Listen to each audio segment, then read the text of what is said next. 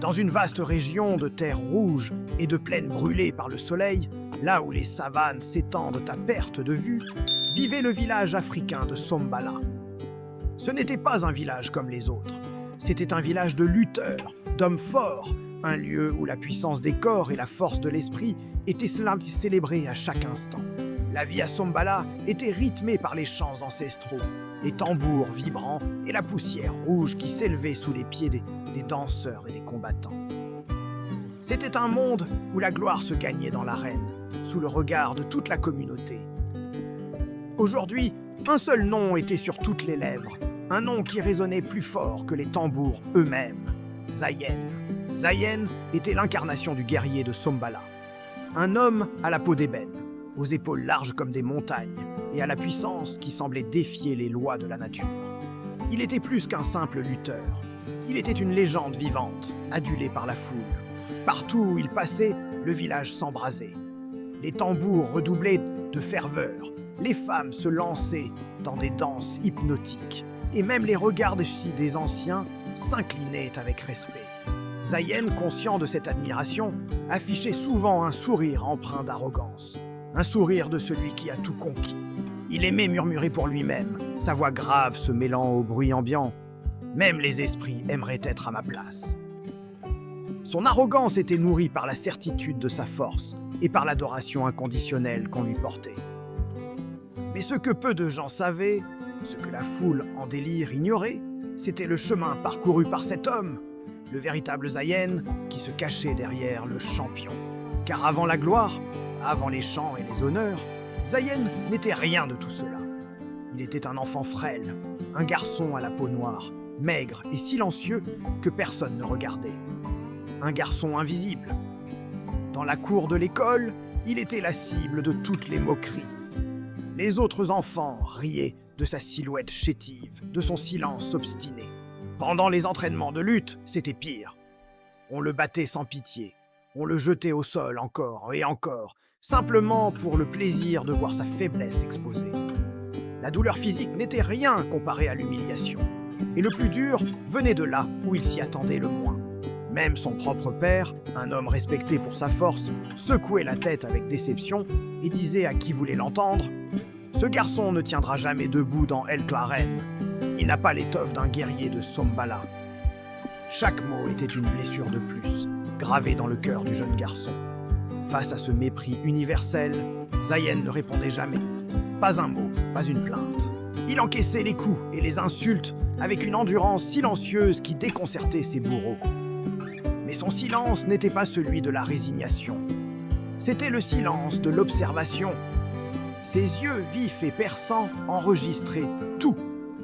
Il mémorisait chaque geste de ses adversaires, chaque technique, chaque feinte.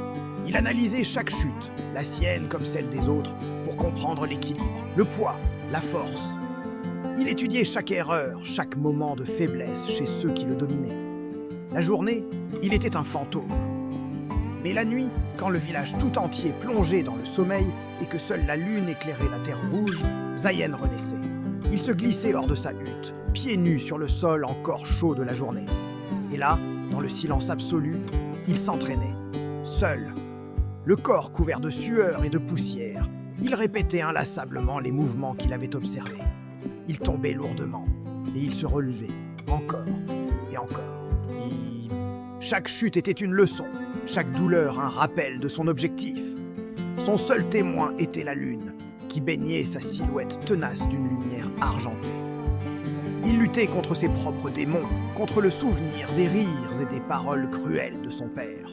Pourtant, il y avait bien une personne qui le regardait, une seule, Malia, une jeune fille du village, à la peau aussi sombre que la sienne, mais dont le regard était d'un calme et d'une profondeur rare. Elle ne participait jamais aux moqueries. Elle restait toujours à distance, une observatrice silencieuse tout comme lui. Elle le voyait s'entraîner en cachette, elle voyait sa détermination sans faille. Un soir, alors que Zayen, épuisé, venait de s'effondrer une fois de plus, elle brisa le silence qui les entourait. Elle s'approcha lentement. Il la regarda, surpris et méfiant. Ses premiers deux mots furent directs, sans détour. Tu frappes trop fort, mais pas au bon endroit. La voix de Malia était douce mais ferme. Zayen, piqué au vif, se redressa. L'habitude d'être rabaissé le rendit agressif. « Et toi? Tu sais mieux que tout le monde !» cracha-t-il, la colère mêlée à la surprise. Il s'attendait à ce qu'elle parte, vexée. Mais Malia ne se démonta pas. Elle haussa simplement les épaules, comme si sa remarque était une évidence. Zayen grogna, furieux. Il était sur le point de lui dire de le laisser tranquille, mais quelque chose dans son regard le retint. Il repensa à ses paroles. Il repensa à ses propres échecs. Et à contre-cœur, il corrigea sa posture, ajusta son mouvement. Et il sentit une différence. Ce soir-là marqua un tournant. Alors qu'il s'apprêtait à rentrer, le front en sang, après une mauvaise chute, Malia s'approcha de nouveau. Sans un mot, elle lui tendit un morceau de tissu propre et doux pour essuyer la plaie. Ce geste simple, dénué de pitié, mais plein d'une compréhension profonde, toucha Zayen plus que n'importe quelle parole. Il prit le tissu. Leurs doigts se frôlèrent un instant. Et en croisant son regard calme, il comprit. Malia n'était pas juste une fille du village qui avait eu pitié de lui. Elle était la seule à l'avoir vraiment vu. Non pas le garçon faible, mais celui qu'il s'efforçait de devenir. Elle était son ancrage, la présence silencieuse qui lui donnait la force de se relever, encore et encore. Elle était le premier pilier de la légende qui allait naître. Merci d'avoir regardé. Si cette histoire vous a touché, n'hésitez pas à vous abonner pour découvrir la suite des aventures de Zayen. À très bientôt. Les années passèrent. Le garçon noir, autrefois fragile, devint un homme puissant. Son corps s'était endurci au fil des entraînements. Sa détermination s'était forgée dans l'acier de la volonté.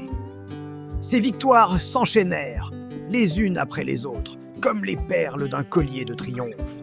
Le jour où Zayen entra enfin dans le cercle sacré des lutteurs de Sombala, le cercle des champions, personne n'y croyait vraiment.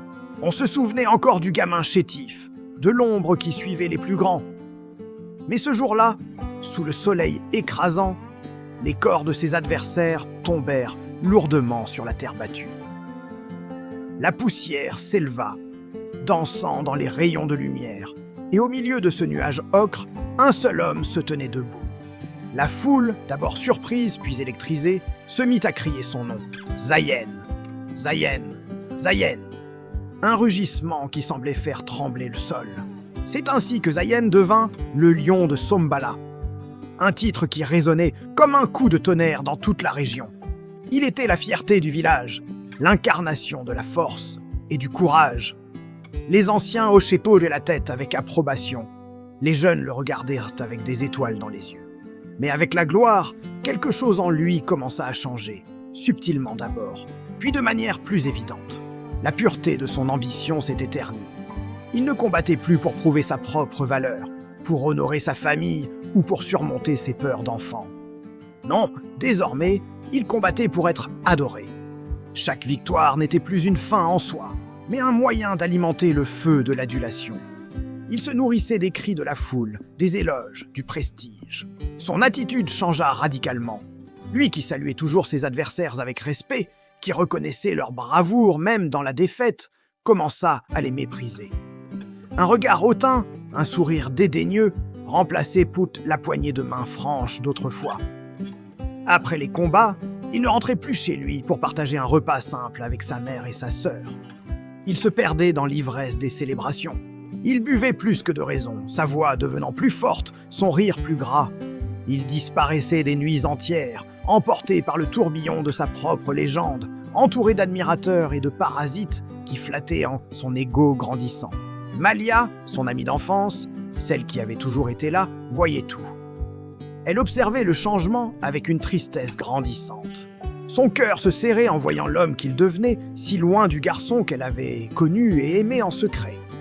Un soir, alors qu'il revenait d'une énième fête, les yeux brillants de vin de palme et d'orgueil, elle l'attendit sur le chemin. Sa voix était douce mais ferme. « Zayen, tu te perds.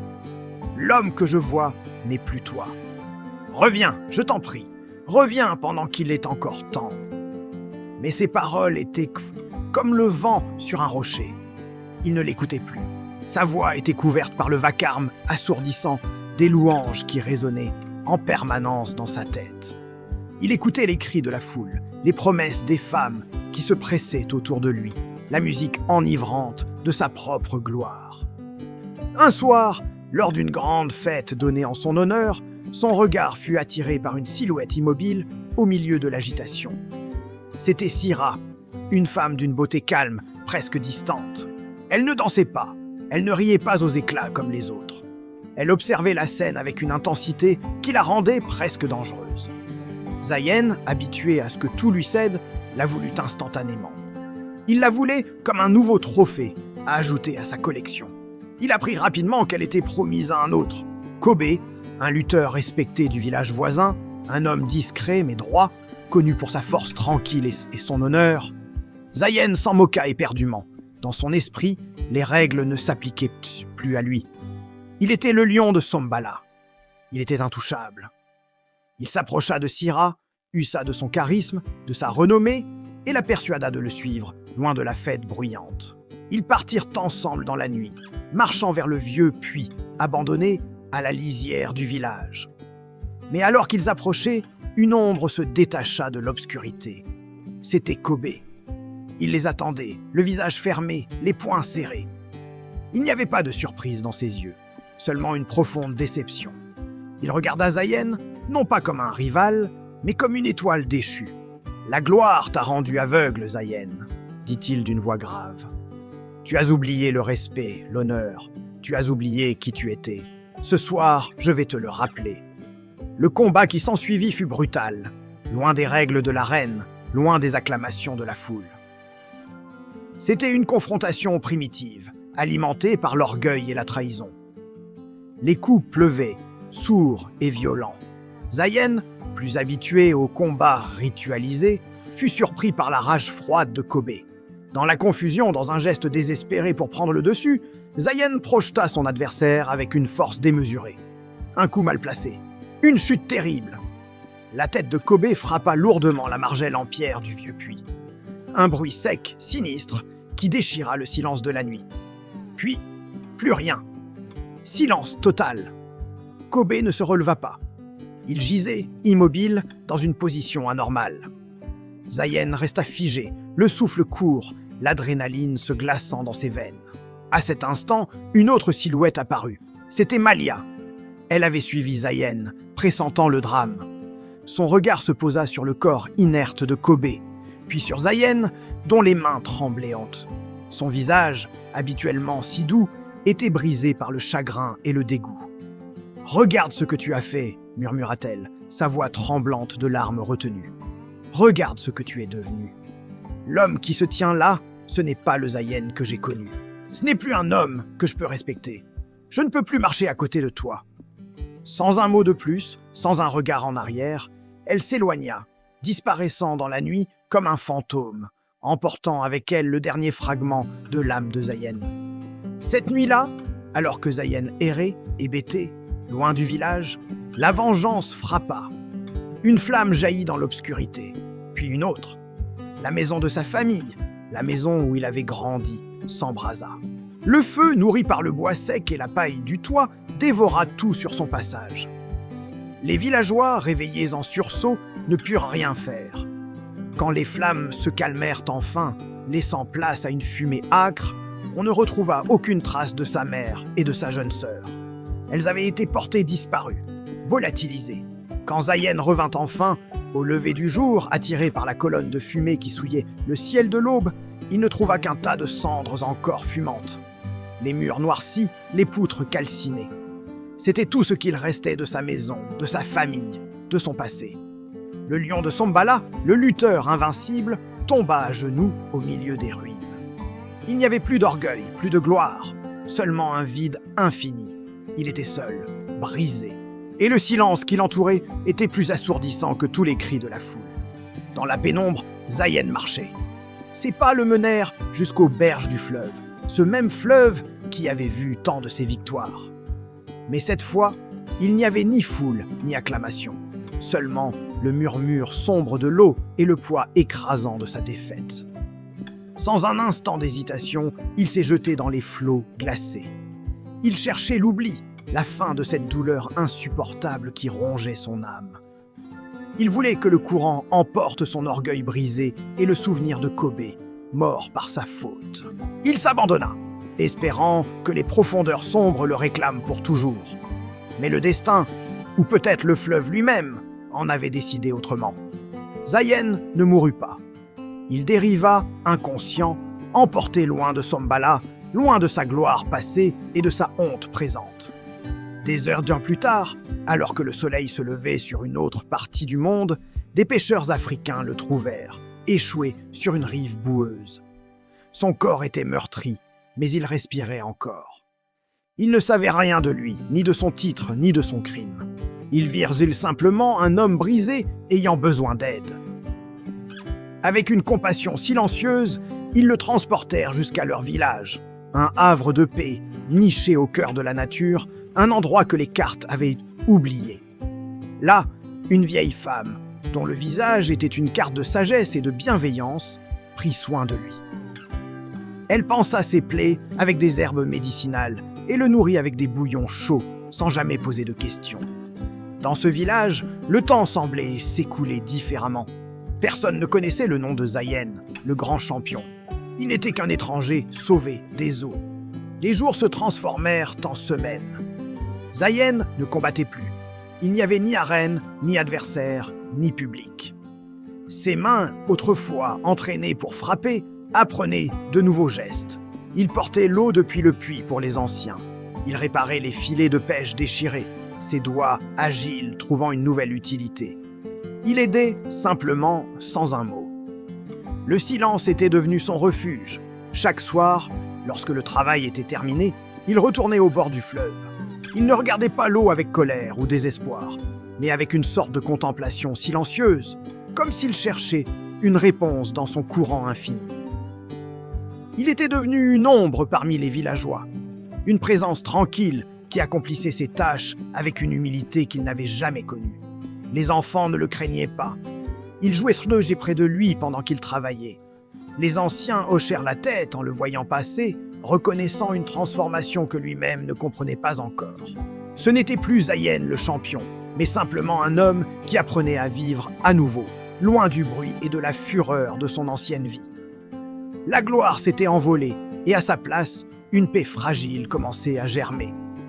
Un soir, alors que Zayen était assis, comme à son habitude, face au fleuve qui miroitait sous la lune, un vieux pêcheur s'approcha. L'homme avait des yeux qui semblaient avoir vu toutes les marées de la vie. Il s'assit à côté de Zayen, en silence d'abord, partageant la quiétude du moment. Puis, d'une voix calme et profonde, il dit une phrase simple, mais qui frappa Zayen comme la foudre. « Celui qui vit pour les applaudissements meurt seul !» Ces quelques mots résonnèrent dans le vide de son cœur. Zayen comprit. Il comprit tout. Sa vie entière avait été une course effrénée pour la gloire, pour les acclamations de la foule. Il avait construit son identité sur l'admiration des autres, et quand celle-ci avait disparu, il s'était effondré. Le vieux pêcheur avait vu clair. L'isolement qu'il ressentait n'était pas dû à sa défaite, mais à l'orgueil qu'il avait aveuglé pendant toutes ces années. Cette quête de validation externe l'avait coupé de l'essentiel, des autres et de lui-même. C'était une révélation douloureuse, mais libératrice. Il savait ce qu'il devait faire. Le chemin du retour serait plus difficile que n'importe quel combat. Il quitta le village des pêcheurs, non pas avec l'arrogance du champion, mais avec l'humilité d'un pèlerin. Il retourna à Sombala, son village natal. Il marcha à travers les rues familières, sans fierté, sans colère, le cœur à nu. Il se dirigea directement vers la maison de la famille de Kobe. Debout devant leur porte, il était terrifié, mais déterminé. Il frappa. Quand la porte s'ouvrit, il baissa la tête et demanda pardon. Il ne chercha aucune excuse. Il assuma l'entière responsabilité de son acte. La mère de Kobe, une femme digne dans son chagrin, le regarda longuement. Zayen s'attendait à des cris, à de la haine, à un rejet violent. Au lieu de cela, elle l'invita à s'asseoir. Elle parla de son fils, de ses rêves, de la douleur de son absence. Zayen écouta, chaque mot comme une pierre ajoutée au fardeau de sa culpabilité, mais il ne détourna pas le regard. Il absorba sa peine, la reconnaissant comme sienne. Après ce qui parut une éternité, elle conclut d'une voix douce. « Écoutez, c'est déjà réparé. » Le pardon n'était pas un effacement du passé, mais le début d'un chemin partagé vers la guérison. Dans ce tourbillon d'émotions, une autre surprise attendait Zayen. Il retrouva sa mère et sa sœur. Il les avait crues perdues dans le chaos de cette nuit tragique. Mais elles étaient saines et sauves. Et celle qui les avait sauvées, qui les avait protégées et mises à l'abri, c'était Malia. La femme qu'il avait ignorée, méprisée dans son arrogance. Pendant qu'il courait après la gloire, elle avait fait preuve d'une véritable force, celle du cœur et du courage. Leurs retrouvailles furent chargées de larmes, de regrets et d'une gratitude infinie. La famille était réunie, non pas par la victoire, mais par l'amour et le pardon. Plusieurs mois passèrent. La vie à Sombala reprit son cours, mais quelque chose avait changé. Un jour, une menace se profila à l'horizon. Un village voisin, mené par un chef impitoyable, lança un défi, un combat décisif pour le contrôle des terres fertiles. La panique s'empara des habitants de Sombala. Leurs guerriers étaient valeureux, mais aucun n'avait la trempe d'un champion. Tous les regards se tournèrent instinctivement vers Zayen.